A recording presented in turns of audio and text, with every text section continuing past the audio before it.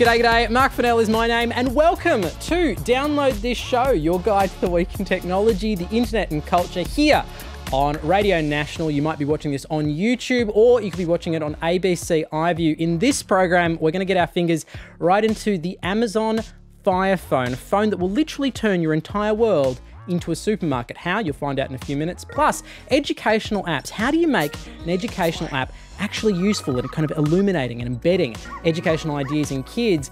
And finally, nanotransactions, paying 5 cents for an article that you love. Could that be the future of journalism? But first, allow me to introduce our one-person panel this week. Stilgarian is a tech writer from around. He's been writing for 30 years or so. Welcome to Download This Show. G'day, Mark. Now, normally, of course, we have two people on the show here, but our other panelist today has had a medical emergency, so it'll just be a two-man crew tonight. We'll manage. Somehow.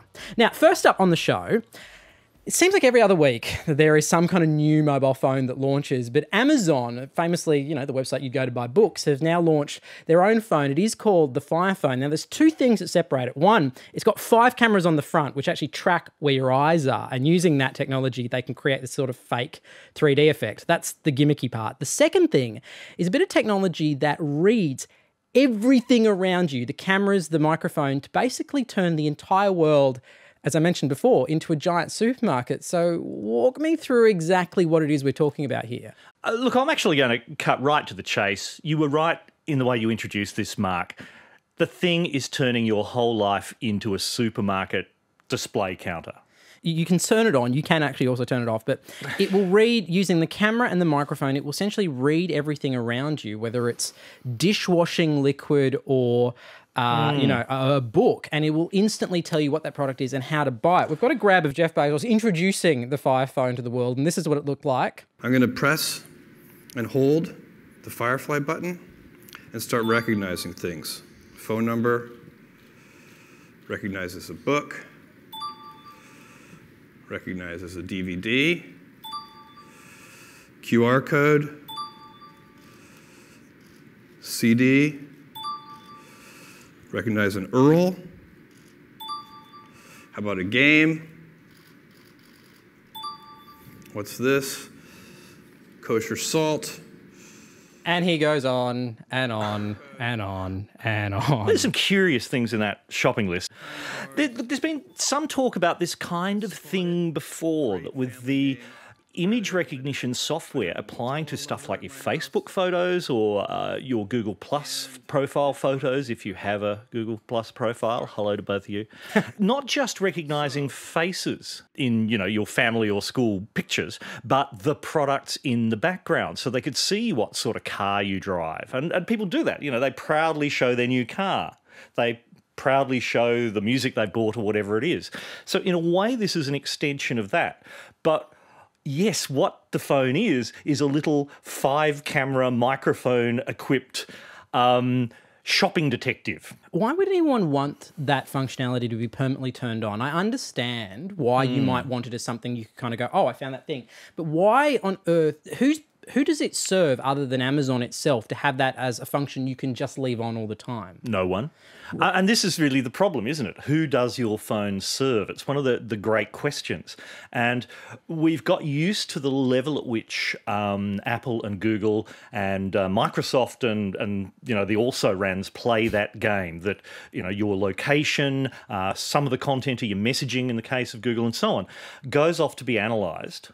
And the people who put the apps on your phone get some value out of that. And in return, you get, quote, free, unquote, services. This is pushing the equation very much in favour of the retailer. Amazon's stated aim from the very beginning was to be a global store that sold everything, brackets except humans and body parts. Give them time. Give them time. You know they'll get to it at some point. They will. I've seen Gattaca. But what's in it for me? I can tap on any of these items, and there are actions. So I'll tap on the book, and you can see I can buy the Kindle edition, I can buy the paperback, I can go into the audiobook store, I can share it with a friend, and so on. Of course, the other thing with this particular phone is that you can only ever buy things through Amazon's ecosystem. So you see a book, it instantly takes you to Amazon, which is, of course, logical, and you understand that that's how they operate. And there's been a lot of criticism of that. But then I started thinking, in terms of that kind of vertical integration, to borrow a business term, Are they really that different to, say, Apple, who kind of structure everything inside an iPhone so that you buy everything through iTunes or through the Apple App Store? Are they that different? What separates them? To be honest, put like that, no, I don't see a lot of difference. In the same way, if you're within Apple's environment, sure, you've got the immediate button of the iTunes store there to buy things in, and iBooks and iUniversity or whatever, I everything, I all the things.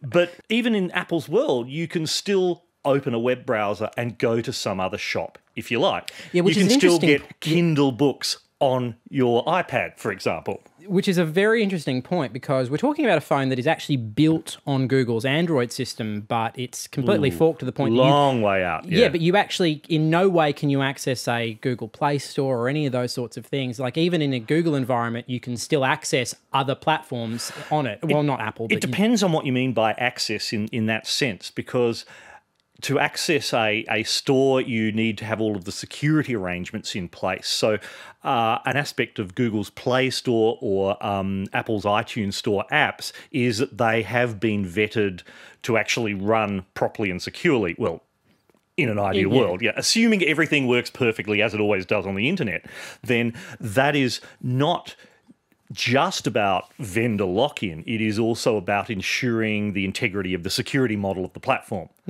It will be interesting to see what they allow in practice. Now, if Amazon's phone had a web browser that did not permit you to go to, I don't know, any old bookstore and download a PDF file of your favourite book, then I can see them up in front of a government regulator for anti-competitive behaviour very, very quickly. They're not going to do that, but how many little hurdles of inconvenience will be in the way for you to buy outside Amazon's infrastructure compared with just their patented one-click technology?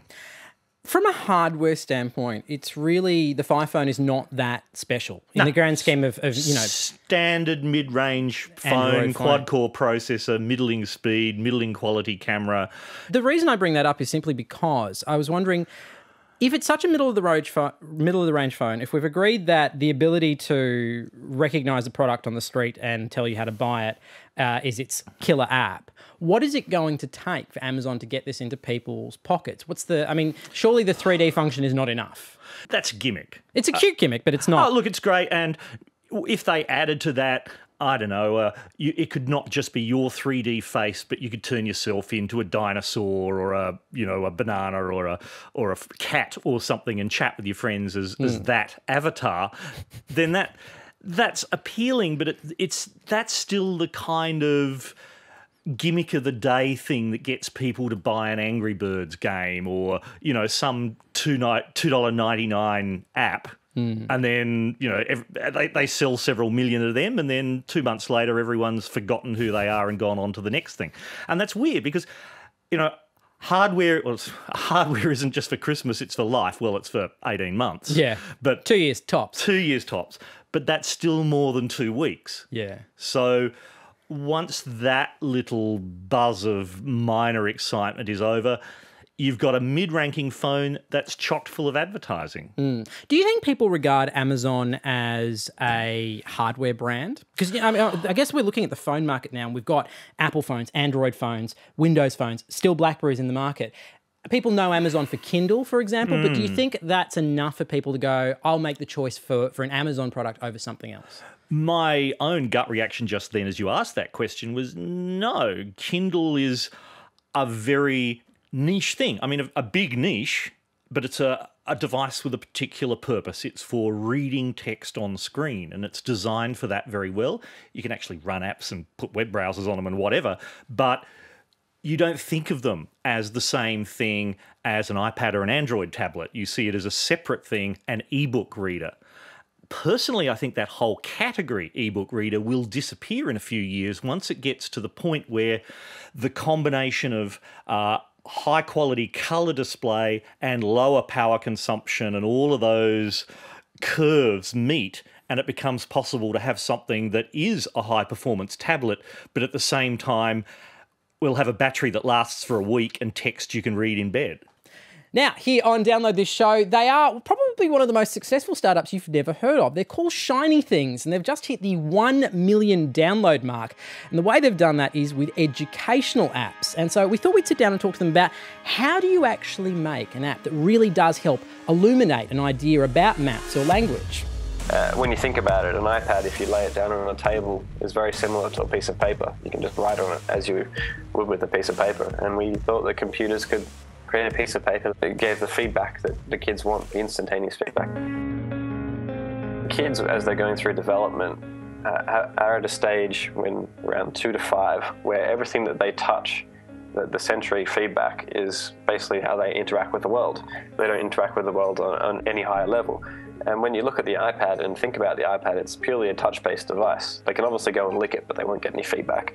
But when they use their hands, you can design tasks for them to use their hands effectively as a learning tool. And that's quite a challenging concept for people to get their heads around. And as you progress through the stages of development, you have to start considering how the apps are built. So multiple choice, for instance, doesn't promote critical thinking at all.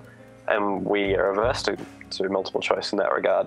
But you still have to structure in a way that you don't take them immediately from a very basic concept and expect them to understand the answer. You've got to guide them so that critical thinking is developed. Currently, there are 150,000 apps in the App Store that are, in quotes, educational. But often they're just put together as a 1+1 or I can do my ABCs. When ultimately there are a lot of concepts around arithmetic and language and things like that kids need to understand before they can even do that. There's a big difference between a kid being able to say 1 + 1 = 2 and actually understanding that 1 + 1 does equal 2. Over the last couple of years, there's been a lot of controversy about how certain apps have additional purchases you can make from within the app, and it's very easy if you hand over your iPad to a kid for them just to press buy without mum or dad knowing. Now, I understand as a company you are against that. Walk me through how you've arrived at that as a way of operating. So in-app purchases, I feel, can be abused quite heavily, and we see it a lot with games that charge for in-app currency, where they have a tendency to go and psychologically exploit people. And we are seeing it more and more with kids' games, not the psychological exploits, but the simple fact that kids don't understand what they're actually doing by buying something. And we believe that's just morally and ethically bankrupt, and we'd much prefer to build something that's really great so parents feel like when they make the purchase, they're actually receiving something useful, rather than having to trick kids into giving us money. Matthew Peterson there from Shiny Things here on Download This Show, your guide to the week in technology, the internet and culture. Welcome back to our single panellist this week, Stilgarian. Mark Fennell is my name. And it's actually interesting, this space of in-app purchases, because, the stories where in-app purchases in kids' games get a lot of headlines because it's so insidious because kids don't necessarily realise. But it's a wide problem across a huge array of apps as well, isn't it? The app market is such a huge thing and so competitive. How many million clones of Angry Birds or of Tetris or of a weather app are there? And in part that's because those basic kind of apps are great for a developer to learn. Weather apps in particular, I think, must be the most wonderful learning experience because you need to be able to use location to find out which forecast to pull down. You need to pull data off the network from the Weather Bureau. You need to have to work out how to display it. You need some options. Do you want your temperature in Celsius or Fahrenheit, and so on and so forth. So it's a perfect learning app, which is why there's 1 billion and 20 weather apps around. And how do you cut through all of that noise when you want to actually make a bit of money? So I compare this model of in-app purchases to the freemium model of internet service provision. The classic one would have been Flickr. When they originally started, Flickr is free to store a certain number of photos or a certain amount of space, but then it was $25 a year if you wanted infinite space. And that's really what in-app purchases are. The shell of the app is free, but then the added extras, you pay for the modules you want. The in-app purchase is the freemium model. How much do you have to give people in a freemium model in that initial download for them not to feel like they're being gypped, do you think? In terms of broad principles of how you go at designing this kind of technology. I think it's got to be enough that you get some use out of it, not just to look at it, but some basic sort of use. And here is where, the people who are always advancing internet technology are the, quote, dating, unquote, and porn industries, where some dating apps will allow you to contact a certain number of people for free or see a certain number of profiles.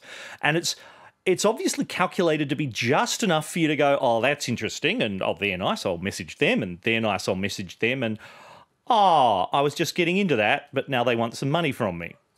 As opposed to, you can look at profiles, but you can't send any messages until you throw money in. If you could put regulation around it, what would you make the regulation? Would they have to have a dollar sign? What the sort of rules you think should be in place to make that a clearer transaction? Let's assume you're in charge of all of the laws. And gunfire is not involved. No, gunfire is not involved. For the time being, the night is young. Let's see how we go. Dollar signs are a good thing. Some clearly indicated this costs money symbol. Yes, the dollar sign seems to fit the bill quite nicely there, doesn't it? They should just let us come up with all of the rules. I think that's a given. Yes, Download This Show is where we come up with all of the rules for technology, the internet and culture. Mark Fennell is my name. And we are in the studio with tech commentator, journalist and guru, which is not a phrase I use lightly, Stilgarian. Look at your face when I said guru. It's like, can I charge extra for that? And of course, when you go to a website and you read an article that you really, really, really love, rather than like it or tweet it, how about a window pops up asking you, would you give 5 cents for this article? You know, we've hit this situation now in the media industry where we've seen a lot of major news organisations struggle as a business opportunity. We've seen the rise of paywalls, also the rise of clickbait, just to get people to come to a website in droves. But there's a new system called Nanotransactions. You set up an account and you pay for particularly the article that you like. Walk me through exactly what Nanotransactions is kind of guiding us to. It's a system by which any publication which has stories, which can either be an existing masthead or an individual publisher, registers with the Nanotransaction provider. And then you, as you're browsing through a site that happens to contain any of this stuff, will either get to start reading the item or see a summary of it or whatever, the headline, and go, yeah, all right, I'll look at that. And it might be as cheap as 5 cents, 10 cents, maybe up to, 50 cents. But we're talking really small amounts of money here. And the provider takes their cut, hands on the rest to you. Kind of looking through this, I was reminded of an experience I had overseas a couple of years ago where I was at a restaurant and they had this very interesting setup. It was in Germany where they didn't put prices on anything. You just drank and ate as much as you want, and then when you left, you paid them however much you thought they were owed. And the funny thing about it, I remember thinking as I was handing over money going, I'm definitely paying more. I'm definitely paying more than I would have if they'd just given me a price. Exactly. You don't want to appear to be a cheapskate. Exactly. And something about it struck me that psychologically, it struck me as being a really interesting transaction that you get into in your head. You still actually have to pay to read the article. It's not optional. The thing is, though, is compared to what we conceive of as a paywall normally, the traditional paywall, if you will, even though they've only existed for a few years, it's about bundling. It's not about you have seen X articles per month in this newspaper website, so now you must subscribe for $25 a month. It is, you're just paying article by article, which is why it kind of does relate in a way to that part work idea. You're just paying for each little one as you use. Because the problem with a paywall, and I run into this all the time, I read as a journalist all over the place, all manner of things, and yet I'll be reading the Boston Globe and suddenly hit, that's $5 per month, now can you subscribe to the Boston Globe? And well, not really. Because I've read my $5 per month. Yeah, that's it. That's all I want. I understand why it's valuable from a user standpoint, from a reader standpoint, but to put the shoe on the other foot, if you're a publisher, there's a certain reliability of income you get when you know somebody has signed up for a subscription for a set period of time. They've paid this chunk of money for a year. There's reliability in that. Accountants love that. Absolutely. Yeah. Are you trading that with this? Because suddenly you've got this unpredictability about what works, what doesn't. You don't know what your revenue is going to be from month to month. I don't see why you couldn't run both in the same way that your print magazine can both sell subscriptions and have it mailed to you every month, or you can just pick up single issues in the newsagent and you never know how many you're going to sell in the newsagent, which is why, the women's magazines put royal weddings on the cover and all of that, because it doubles the circulation that month. But they still may have printed too many. I think the kind of risks online are far less because there's no actual printing. It's not like you have to pulp downloads that no one read. This also speaks to a broader issue where in the last kind of couple of years there's been quite a few campaigns to crowdfund specific journalism projects. Now, I know you ran one yourself for people to invest in you. What were the best lessons that you learnt from that process about what are people asking for? What do people expect in return for that pre-investment? Last year, I crowdfunded going to Melbourne to cover 2 information security conferences, hacker conferences, if you will. And it was a very clear project. I was going to these 2 events in this week, and I was producing these media objects as the end result. And because it was an area that I had an existing profile in, it was about information security. I've been writing about that for some years. I have a presence within the community. That was something that, there was a defined readership who said, yeah, I want to see that coverage. There's another project that I'm really curious to see how this turns out. It's an Australian project called The Shipping News, which is going to be about the asylum seeker thing here in Australia. And what makes that particularly interesting is that there's some established names behind it. You see Eric Beecher as first on the list. He was, the publisher of Crikey amongst other things, and has formerly been a high-end newspaper man. You're seeing some other well-known names in the reporting of this issue there. It is one of the most divisive political issues in Australia today, and they're going to be digging into it. Now, we don't yet know what they're going to be doing specifically because they asked for people to apply to get funding, and applications closed on the 30th of June. So we don't yet know who is going to get money to go and report on this. Or what the end result will be. Yeah, exactly. And I think that's interesting because it allows you to experiment, but it's an experiment that's run by people with solid experience. And again, those 2 core issues, a passion-filled topic and a really strong, clear focus and brand.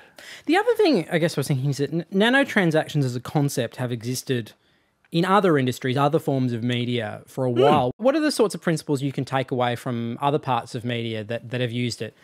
By other parts of media, you are, of course, referring to porn industry. Yeah. I feel like every week on this show, at some point, we bring up Facebook, we bring up porn. We've got to hit a quota, people.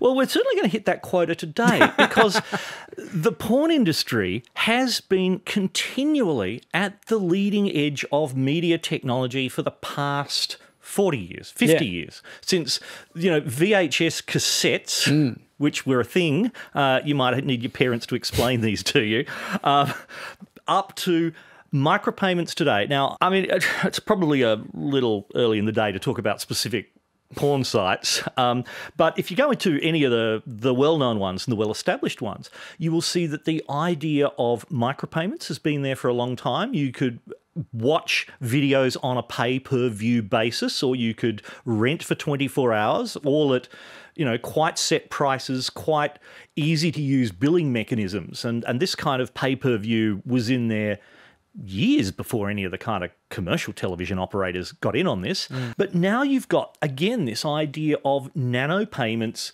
for non-professional participants, that people who would like to make this sort of video can make it on the kind of video and audio equipment that they have just on their home computers and pay per view as small as, $1 per view, cents per view or whatever, and they get their cut and the platform gets a cut and whatever. That is a technology which exists now for video. Which has technical implications. So in a sense, the nano payment system for printed pieces or whatever, it's like, compared to that, it's a doddle. Well, now that we've hit porn, I think we could probably wrap up the show. Still, thank you so much for coming and anchoring a whole half hour of the show. Much appreciated. My pleasure. We'll have a look at the videos later. Yes. And don't forget, you can subscribe to Radio National here on YouTube. And you can get not just download, but all of the great programs here on Radio National on your computer to watch. My name has been Mark Fennell, and thank you so much for watching another episode of Download This Show.